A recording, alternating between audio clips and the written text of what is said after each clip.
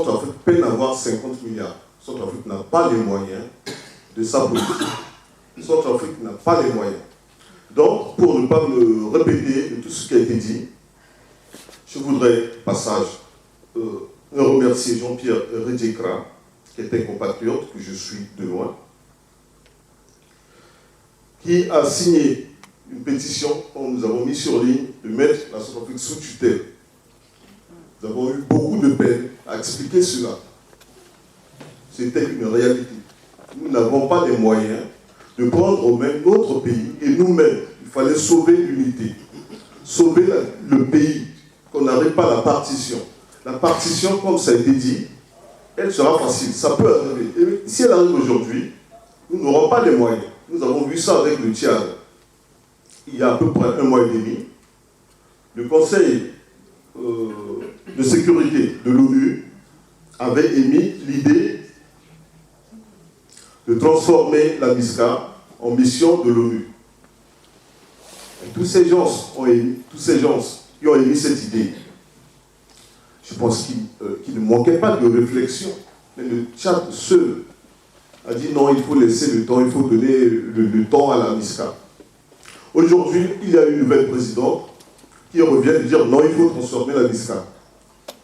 Et la diaspora, phare de la nation centrafricaine, la diaspora qui vit en France, la cohésion sociale, nous la vivons ici, en France. C'est une volonté politique française pour écrêter les disparités, les inégalités sociales, pour rendre la vie plus commode, la cohabitation plus simple avec les gens. Au début de la création de la République centrafricaine, Barthélemy Boganda avait pensé à la cohésion sociale.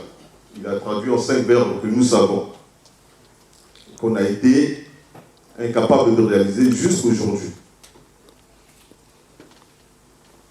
Au niveau de la fraternité, nous avons mis des outils pour essayer de permettre aux populations d'accéder, d'avoir accès à l'alimentation, aux soins. On va dire fraternité relais service, un service par Internet qui permettait aux compatriotes qui sont ici de régler des factures d'ordonnance de 3000 CFA à Bangui, ce qu'on ne peut pas faire parce qu'il faut payer des frais de transfert, ainsi de suite. Parlons de la cohésion sociale. Boganda, tout simplement, souhaitait qu'on vive en Centrafrique comme les gens vivent ici en France. Parce que, ceux qui sont dans la brousse sont des êtres humains et ils ont aussi droit au bien-être. C'était ça, sa philosophie sociale. Beaucoup a été dit, donc je ne me répète pas. Nous savons ce qui se passe dans notre pays, je n'ai rien à apprendre. Parlons de la cohésion nationale.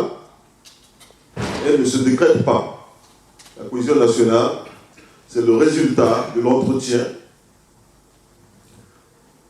de la spontanéité, de l'adhésion aux valeurs, aux choses qui nous rassemblent. Ces valeurs, j'ai entendu parler ici du Sango qui a été négligé. En négligeant le Sango, nous nous sommes nous-mêmes négligés. Rien n'a été fait pour le Sango. Le Sango, c'est notre âme. Le Sango, c'est ce qui permet aux Centrafricains de croiser un autre. Dans n'importe quel pays, le simple fait de parler Sango, c'est fini. Ça installait, j'espère que ça va toujours installer, une confiance. On se donnait la main juste à cause du Sango. J'ai vécu dans une école militaire de Bangui, à Libet, où il y avait des enfants de toute ville, de toute ethnie, comme ça. Et l'ethnie ne posait pas de problème. Jusqu'aujourd'hui, j'ai grandi avec ça. L'ethnie n'était pas un frein. Les valeurs pour lesquelles nous pouvons nous réunir, c'est le Sango, c'est l'héritage historique, le territoire que nous avons hérité de la colonisation. Nos patrimoines naturels, aujourd'hui pillés, Ndjanga, Ndoki, les éléphants qui sont abattus, le cours d'eau avec le projet Transaqua du Tchad qui visait à détourner l'Ubangi pour aller alimenter le lac Tchad. Il fallait que les Centrafricains réagissent, bougent. Mais comme a dit l'aîné, nous sommes dans une tradition, dans une culture d'attentisme. Nous attendons toujours.